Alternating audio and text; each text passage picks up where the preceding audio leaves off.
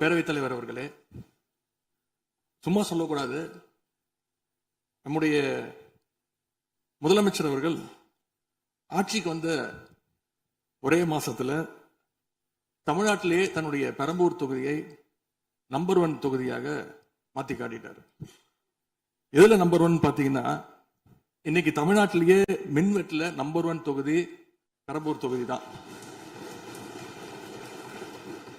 அதுவும் ஆளுங்கட்சிக்காரங்க என்ன தெரியுமா பேசிட்டு இருக்காங்க, அண்ணன் பவருக்கு வந்தா தமிழ்நாடு மாறும்னு பார்த்தோம், ஆனா அண்ணன் கைக்கு பவர் வந்த நாள்ல இருந்து தமிழ்நாட்டுக்கே பவர் போயிடுச்சு அப்படின்னு இன்னைக்கு ஆளுங்கட்சிக்காரர்கள் பேசிட்டு இருக்கிறாங்க. மாண்புமிகு மின்துறை அமைச்சர், மாண்புமிகு பேரவைத் தலைவர் அவர்களே, மாண்புமிகு முதல்வர் அவர்களே, மாண்புமிகு எதிர்கட்சி தலைவர் சொல்றப்ப தமிழ்நாட்டுக்கு ஏதோ மின்வெட்டு இருக்குன்னு சொல்லியிருந்தாரு. நாங்கள் ஒவ்வொரு நாளும் தமிழ்நாட்டில் எங்கெங்க எதனால மின்வெட்டு விழுதுன்னு நம்ம பப்ளிஷ் பண்ணிட்டே வரோம், டேஷ்போர்ட் பப்ளிஷ் பண்ணிட்டே வரோம். அதுல எதனால என்ன காரணம்னு சொல்லிட்டே வரோம்.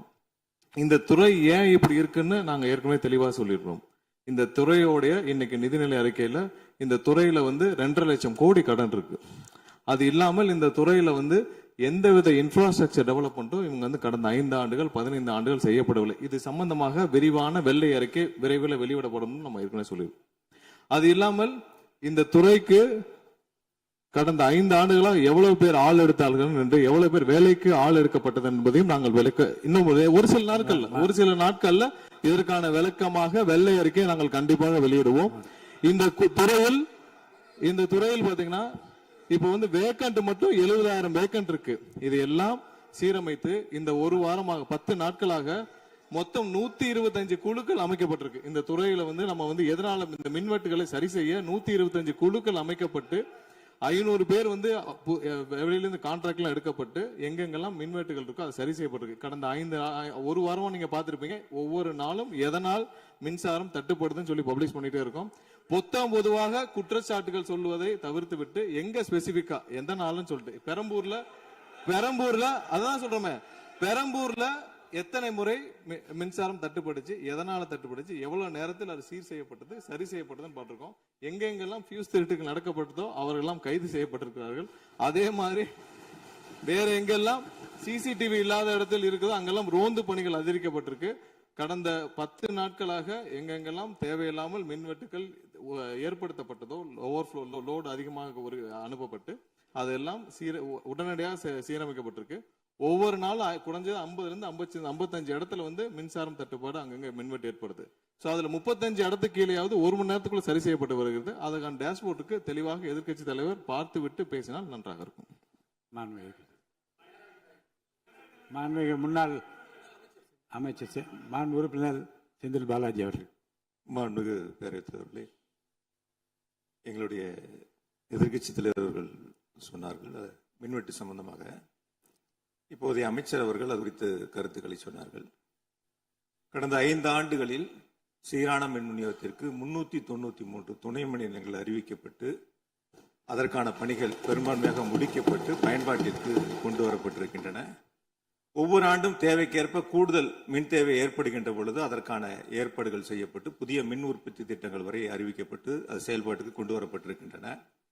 ஏறத்தாழ 90,000 மின்மாற்றிகள் கடந்த 5 ஆண்டுகளில் புதிதாகவும் பழுந்தடைந்ததையும் மாற்றி சீரமைக்கப்பட்டன. ஒரு அமைச்சர்கள் ஒரே நிமிஷம் சொல்லி முடிச்சார். அதாவது ஒவ்வொரு ஆண்டும் கூடுகின்ற பொழுது மின் தேவை கூடுகின்ற பொழுது அதற்கான ஏற்பாடுகளை நிர்வாக ரீதியாக செய்ய வேண்டியது அரசினுடைய கடமை. ஒரு அரசு பொறுப்பேற்ற பிறகு முதல் முறையாக அந்த அரசினுடைய துறையினுடைய உயர் அதிகாரிகளை அழைத்து ஆய்வு கூட்டங்களை நடத்தி என்னென்ன குறைபாடுகள் இருக்கின்றன, அதை எப்படி நிவர்த்தி செய்யலாம் என்பது களையெடுக்க வேண்டியது அரசினுடைய கடமை, துறையினுடைய கடமை. எனக்கு தெரிந்தவரை இதுவரை மின்துறையில் அந்த மின் விநியோகத்தில் இருக்கக்கூடிய துறையினுடைய அதிகாரிகள் ஆய்வு கூட்டங்கள் வரை இதுவரை நடைபெறவில்லை. அதைத்தான் அங்கிருக்கு பணியாற்றக்கூடியவர்கள் சொல்கின்றார்கள். இப்பொழுது இருக்கக்கூடிய பணியாளர்களை வைத்துத்தான் கடந்த 5 ஆண்டுகளும் மிக சிறப்பாக எந்தவித மின் தடையும் இல்லாமல் சீரான மின் விநியோகம் வழங்கப்பட்டன. எனவே கடந்த காலங்களில் இருக்கக்கூடிய குறைகளை தொடர்ச்சியாக ஒரே கருத்துக்களை முன்வைப்பதை விட இந்த அரசு துறையினுடைய அதிகாரிகளை அழைத்து ஆய்வு கூட்டங்களை நடத்தி கடைமுறை வரை மின் விநியோகம் சீராக எடுத்து செல்வதற்கான முன்னெடுப்புகளை எடுக்க வேண்டும். எங்களுடைய எதிர்க்கட்சி தலைவர் துணை முதலமைச்சராக இருந்த பொழுது அவருடைய சேப்பாக்கம் திருவல்லிக்கேணியிலேயே பல்வேறு மின் திட்டங்களை தங்களுடைய திருக்கரங்களால் தொடங்கி வைத்திருக்கின்றார்கள். அது அனைத்து தொகுதியிலும் அனைத்து மின் திட்டங்களும் சிறப்பாக கடந்த 5 ஆண்டுகளில் நிறைவேற்றப்பட்டிருக்கின்றன. அதையும் நீங்கள் எடுத்து பார்த்து இனி என்னத்தை நீங்க உங்களுடைய பத்திரிகை செய்தியிலேயே கொடுத்திருக்கிறீங்க. 100க்கும் மேற்பட்ட துணை மின் நிலையங்கள் 10,000 கோடியில் பணிகள் தற்பொழுது நடைபெற்று வருகின்றன என்று உங்களுடைய பத்திரிகை செய்தியில இருக்கு. அப்ப இதெல்லாம் கடந்த காலங்களில் தொடங்கப்பட்ட திட்டங்கள். நீங்க எதையும் தொடங்கலன்னு பொத்தாம் பொதுவா சொல்வதை விட்டுவிட்டு என்னென்ன கூடுதலாக நாம் எடுத்துக்கொள்ள வேண்டும் என்பதை கவனத்திலே இந்த அரசு கொள்ள வேண்டும். மாண்புமிகு பேரவைத் தலைவர் அவர்களே, மாண்புமிகு உறுப்பினர்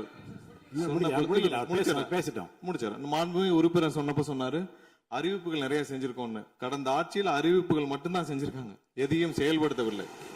அது இல்லாமல் அவர் சொல்லியிருக்கிறார், நாங்கள் அது சம்பந்தமாக வெள்ளை அறிக்கை 2 நாள்ல வெளியிடும். நீங்க அமைதியா இருக்கலாம், 2 நாள்ல அது சம்பந்தம் வெளியிடுவோம்.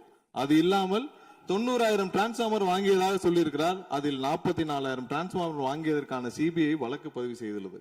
அதுல அவங்க வாங்கின லட்சணம், எந்த லட்சணத்தில் அந்த டிரான்ஸ்பார்மர் வாங்கப்பட்டது அப்படின்னு தெரியும். அது இல்லாமல் அதற்கு முன்னால் இருந்த மின்சாரத்துறை அமைச்சர் அங்கே அமைதியா உட்கார்ந்து இருக்கிறார். முன்னால் இருந்த மின்சாரத்துறை அமைச்சர் அமைதியா உட்கார்ந்து இருக்கிறார். இது தேவையற்ற விவாதத்தை எழுப்ப வேண்டாம். 2 நாட்கள்ல வெள்ளை அறிக்கை வெளியிடப்படும். அதற்கப்புறம் மின்சாரத்துறை மானிய கோரிக்கை சம்பந்தமாக அடுத்து மின்சாரத்துறை மானிய கோரிக்கை வரும்பொழுது தெளிவாக பேசிக் கொள்ளலாம்.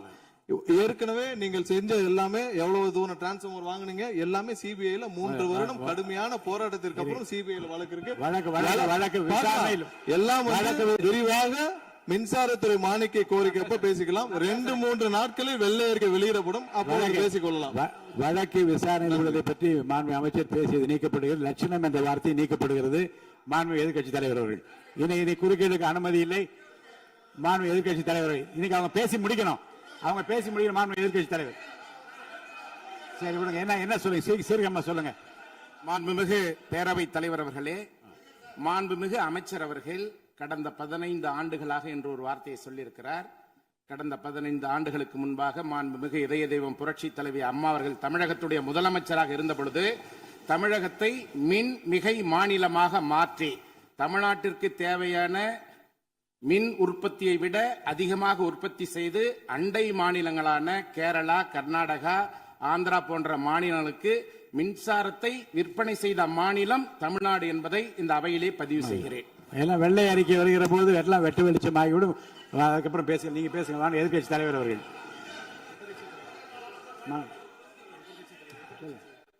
மாண்பு உறுப்பினர். மாண்பு பேரவைத் தலைவர்களே, மாண்புமிகு மின்துறை அமைச்சர் ஊடகங்களை நல்ல சிறப்பாக கையாளுறவர். கொஞ்ச நாள் அமைதியா இருக்காருன்னு பார்த்தா இன்னைக்கு இங்கேயும் அந்த முயற்சி எடுத்திருக்கிறாரு. எத்தனை கோடி கடன் இருக்கிறது இன்னைக்கு நேற்று இல்லை. இது சேவைத்துறை, போக்குவரத்துறை, மின்துறை, இதெல்லாம் சேவைத்துறை. லாப நட்டம் பார்க்கிற விஷயம் இல்லை. கடன் இருந்தாலும் பொதுமக்களுக்கு மின்சாரம் சென்று சேர்கிறதுங்கிறது முக்கியமான பிரச்சனை. கடந்த 5 ஆண்டுகள்ல இந்த பிரச்சனை இல்லாம இதே கடனோடு இதே ஊழியர் பற்றாக்குறையோடு தான் செயல்படுத்தினோம். ஊழியர் பற்றாக்குறையை எப்படி சரி செய்வதுங்கிற பிரச்சனை எங்களுடைய ஆட்சி அமைந்த பொழுது கொரோனா உச்சத்தில் இருந்தது, பொருளாதார நெருக்கடி இருந்தது. அதையெல்லாம் படிப்படியாக சீரமைத்து அப்பொழுதுதான் நம்முடைய முன்னாள் மின்துறை அமைச்சர் சகோதரர் செந்தில் பாலாஜி அவர்கள் சொன்னது போல 95,000க்கு மேற்பட்ட டிரான்ஸ்பார்மர்ஸ் அங்கங்க நிறுவியிருக்கோம். அது எல்லாமும் போட்டோ எடுத்து அவர் எல்லாத்தையுமே ரெக்கார்ட் பண்ணி வச்சிருக்காரு. வேணா உங்களுக்கு அதெல்லாம் கொடுக்குறோம். சட்டமன்றத்திலும் எல்லோருக்கும் வழங்கப்பட்டது. அதே போல பெரம்பூர் தொகுதிக்கு பக்கத்து தொகுதியான எங்களுடைய தலைவர் தளபதி அவருடைய தொகுதியான குளத்தூர் தொகுதியில 220 kVA புதிய மின் நிலையம் துவக்கி வைக்கப்பட்டு அந்த பகுதி எல்லா பகுதிக்கும் சேர்த்துதான் சரி செய்வதற்கான வாய்ப்பு வழங்கப்பட்டிருக்கிறது. போய் நீங்க கொஞ்சம் ஆய்வு பண்ணுங்க. அடுத்தது ஃபியூஸ் கேரியர் திருடு போனதை சொன்னார். ஒரு சிறப்பான காட்சியை வெளியிட்டார். பகல் நேரத்தில் சிறப்பான வெயிலில் ஃபியூஸ் கேரியர் திருடப்படுகிறது. அப்ப திருடு போனது ராத்திரிக்கு தான் கரண்ட் ஆஃப் ஆகுது. எங்கேயோ சர்க்கியூட்டை கரெக்ட் பண்ணி வச்சு அதுல டைமர் வச்சிருப்பாங்க பிறகு. இங்க போடுங்கன்னா ராத்திரி 7 மணிக்கு மேல தான் அங்க கரண்ட் ஆஃப் ஆகிற மாதிரி டைமர் வச்சு ஃபியூஸ் கேரியர்லாம் புதுசா வந்திருக்குதாங்கிறது எங்களுக்கே சந்தேகமா இருக்கு. பேரவைத் தலைவர் அவர்களே கொஞ்சம் இருங்க. ஒரு புகார் சொல்லுகிற போது இந்த ஃபியூஸ் கேரியர் முன்னவர் மாண்பு பேரவைத் தலைவர் அவர்களே, முன்னாள் மின்துறை அமைச்சர் விளக்கத்தை சொன்னார். அதையே நீங்கள் கோடிட்டு நீங்களும் பல்வேறு விளக்கங்களை சொல்வது இந்த சபையில் நேரத்தை போக்குவது மட்டுமல்ல, சபைக்கு மீண்டும் உங்களுக்கு பதிலளிக்க வேண்டிய நேரம் இருக்கிறது. எதிர்க்கட்சி தலைவர் அவர்கள் பேச வேண்டிய நேரம் இருக்கிறது. ஆகவே நீங்கள் இந்த நேரத்தை தவிர்த்து நீங்கள் பேசுகிற போது இந்த கருத்துக்களை சொல்லலாம். மாண்புமிகு எதிர்க்கட்சி தலைவர் அவர்கள் நீங்க பேசலாம். முடிச்சிட்டீங்க.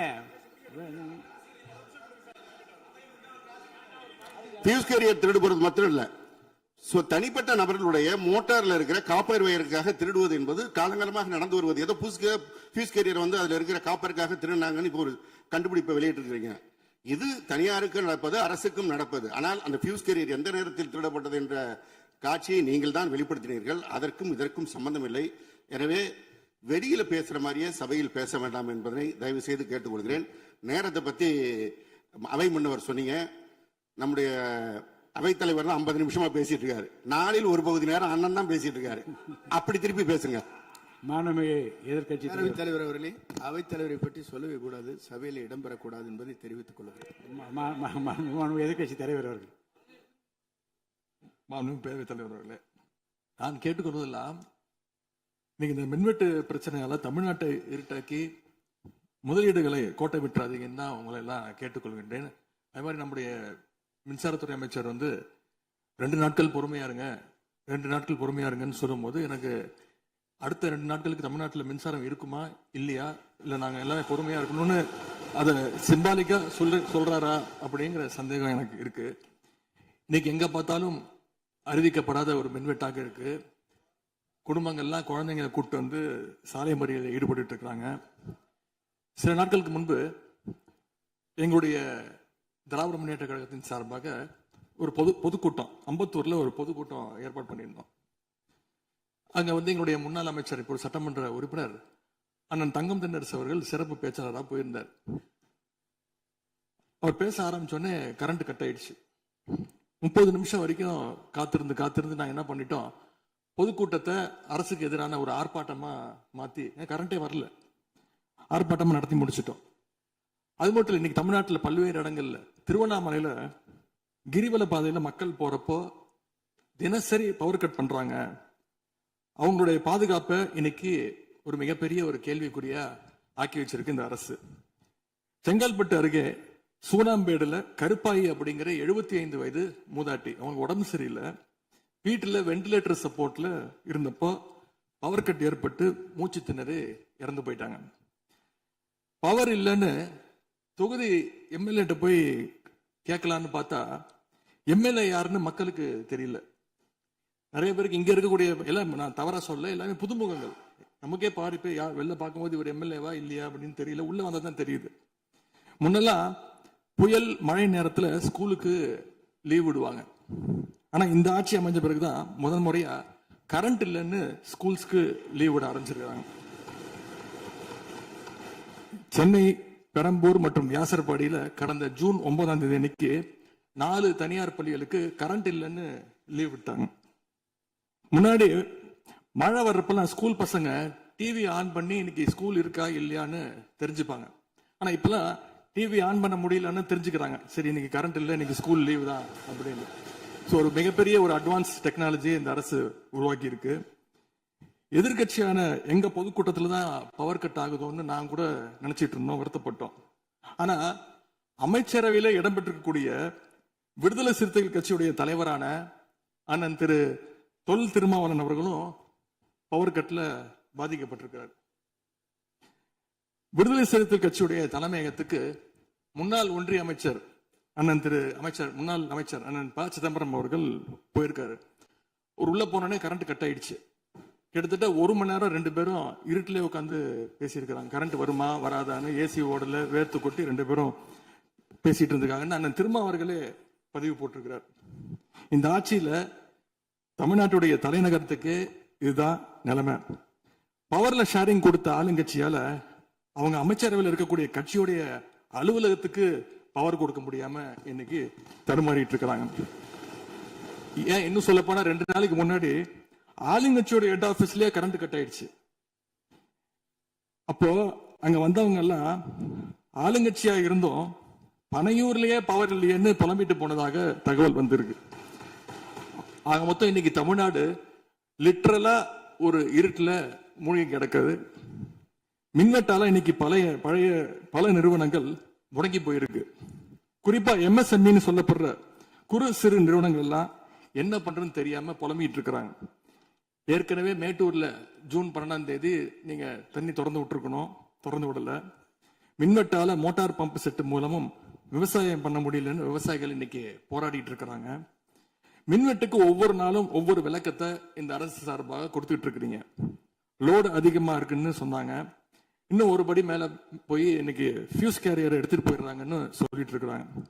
இப்படி சொன்னதும் இந்த ஆட்சிக்கு வெளியில இருந்து ஆதரவு கொடுக்கக்கூடிய மார்க்சிஸ்ட் கம்யூனிஸ்ட் கட்சியை சேர்ந்த எழுத்தாளர் திரு ஆதவன் தீட்சணை அவர்கள் ஒரு பதிவு போட்டிருக்கிறார். என்ன தெரியுமா எழுதியிருக்கிறாரு? கேரியரின் உச்சத்தில் ஆரம்பித்து டிஃபன் கேரியர்ல போய் நின்று இன்னைக்கு ஃபியூஸ் கேரியர்ல முடிந்திருக்கக்கூடிய ஆட்சி அப்படின்னு திரு ஆதவன் தீட்சண்டே எழுத்தாளர், மார்க்சிஸ்ட் கம்யூனிஸ்ட் கட்சி அவர் சேர்ந்தவர் பதிவு போட்டிருக்கிறார். பவர் கட்டுக்கு இவங்க சொல்ற காரணங்கள் எதையுமே மக்கள் ஏத்துக்கலன்னு தெரிஞ்சதும் இவங்களோட வழக்கமான ஒரு ஆயுதத்தை கையில் எடுத்துட்டாங்க. என்ன தெரியுமா அது ஆயுதம்? எல்லாத்துக்கும் திமுக தான் காரணம் அப்படின்னு சொல்றது. இப்ப பவர் கட்டுக்கும் திமுக தான் காரணம்னு சொல்ல ஆரம்பிச்சுட்டாங்க. இப்படி பழி போடுறதுல காட்டுற வேகத்தை பவரை மீண்டும் கொண்டு வரதுல காட்டினா கொஞ்சம் சிறப்பா இருக்கும். எங்க ஆட்சியில ஏற்படாத மின்வெட்டு இந்த ஆட்சியில தொடர்ந்து இவ்வளவு அதிகமாக ஏற்பட என்ன காரணம்? அரசுடைய நிர்வாக திறமையின்மையா, இல்ல உண்மையிலேயே ஏதாவது டெக்னிக்கல் இஷ்யூஸ் இருக்கா? அப்படி ஏதாவது இருந்தா அதை தீர்க்க இந்த அரசுக்கு இன்னும் எத்தனை நாள் தேவைப்படும்? இந்த நிலைமை தொடராம இருக்க என்ன நடவடிக்கை எடுக்க போறீங்கன்னு முதலமைச்சர் அவர்கள் தன்னுடைய பதிலுரையில சொல்லணும். ஒரே ஒரு ஆறுதல், ஒரே ஒரு மகிழ்ச்சியான செய்தி என்னன்னா, ஆளுநர் உரையின் பொழுது சட்டமன்றத்துல பவர் கட் ஆகல. அதுக்கு இந்த அரசை பாராட்டலாம்னு நான் நினைச்சேன். அப்படி நினைக்கும் போது பாத்தீங்கன்னா சட்டசபை நிகழ்ச்சியை லைவ்ல கட் பண்ணிட்டாங்க. இன்னைக்கு லைவ்ல வந்துட்டு இருக்கா அப்படின்னு எனக்கு தெரியல, கொடுத்துருக்கிறதா சொன்னாங்க.